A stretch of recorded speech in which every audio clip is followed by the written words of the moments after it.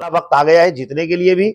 और इंशाल्लाह इस बार 2027 में आप देखिएगा मजलिस इत्तेहादुल मुस्लिमीन बहुत दमखम के साथ चुनाव लड़ेगी। बिहार में कितनी सीटों पे आप चुनाव लड़ने जा रहे हैं? बिहार अभी पूरा फुल फाइनल तय नहीं हुआ है, क्योंकि बिहार में अभी गठबंधन की भी कवायदे चल रही हैं। कुछ हो सकता है 19-20 गठबंधन से भी अगर कोई बात हो जाती है तो ठीक है, नहीं तो ये मान के चलिए कि बिहार में 200 सीटों पे लड़ने का इरादा है और अदर पार्टियों के साथ मिल करके।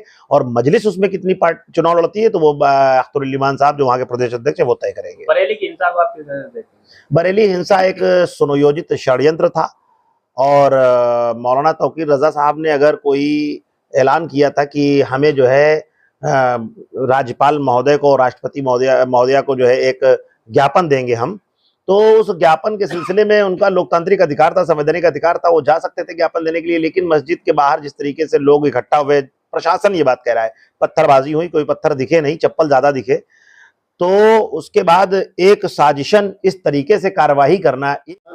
सेंट्रल के जो आपके प्रदेश अध्यक्ष हैं जी, वो आपके घर पे चाय पीने के लिए आए, उसको क्या डिस्कस हुई, क्या मामला था?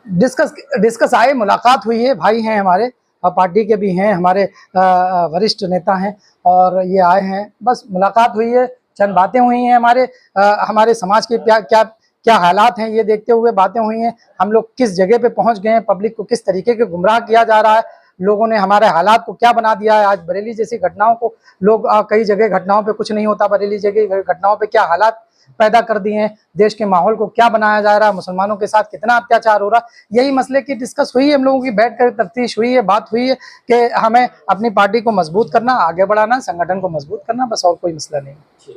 रखी गई थी और कैंसिल कर दी गई, क्या कारण रहा?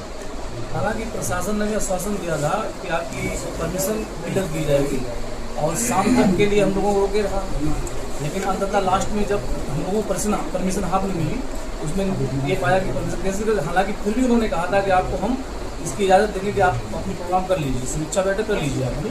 लेकिन जब हम लोगों ने समीक्षा बैठक का इंतजाम किया, उससे उन्होंने कड़ाई से हम लोगों को रोक दिया उस चीज़ के लिए। और इसका कोई रीज़न यही बताया कि वो प्रदेश के सुरक्षा कारणों की वजह से आपको परमिशन नहीं दी जाएगी। आपने फिर गंगाज में मीटिंग रखी, वहाँ से भी कैंसिल करा गया, गंगाइश में नहीं मिलाया गया।